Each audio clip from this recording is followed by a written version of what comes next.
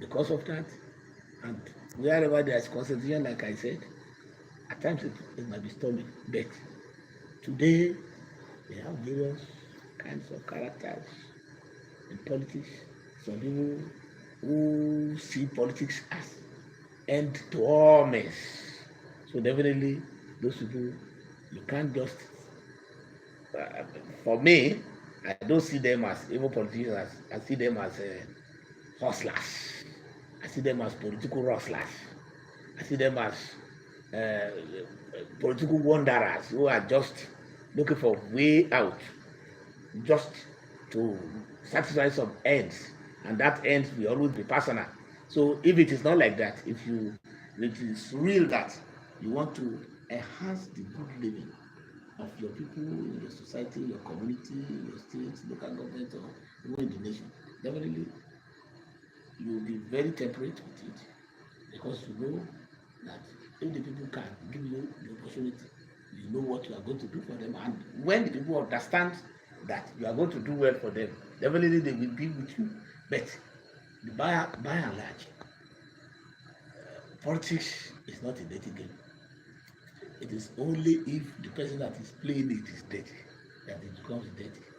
So politics is being played by people who are brilliant, who are suave, people with very impeccable characters, people who are very accessible, people who mean well for their societies. So likewise, we will have the other side of it, like any other business, because even among teachers, there are lazy teachers. Even among doctors, they are quack doctors. Even among journalists, they are fake journalists. Even in journalism, there is yellow journalism. So definitely there will be yellow politics. Also, even in business, ones who are just for merely 419. So definitely in any endeavor that human beings undertake, there should be fake, there should be ultra lazy and ultra heredities. So that is how it is in all spheres of human endeavor. I have two questions, but I'll limit it to one. Okay. The hues and cries surrounding the nation's economy and the present, how would you react to it? Yes. And secondly, sir, the campaign from other parties to your party. Yeah. Many people are looking at it as the party may be over bloated and it could explode. Will it explode in favor of the party or against the party?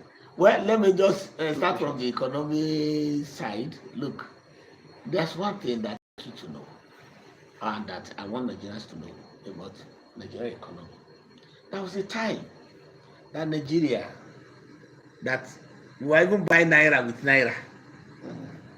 That was the time our subsidy regime had already risen to about 4.7 trillion naira. That our subsidizing even dollar had already risen up to 7 trillion naira. That's almost the total amount of expedition of Nigeria at an average of about 1 trillion naira per month of federation account sharing among the three tiers of government. It's about 1 trillion naira. So already it means that the amount we use to service dollar and fuel subsidy is the amount that Nigeria is sharing among the three tiers. And then there was a time within this economy that several months that there won't be any funds coming from the NNPC as proceeds from export of crude oil in Nigeria. But today it's no more like that. Before it used to be about 600 naira that the three tiers of government will share, but today it's almost 2 trillion for the three tiers of government. So definitely, like I usually say, I will say, when you want to make omelette, will you not break an egg? You will break an egg. And then when there's problem in the family, maybe due to shortage in income, then there's going to be adjustment. And when adjustment is, there will be inconveniences. And that inconveniences especially will not last.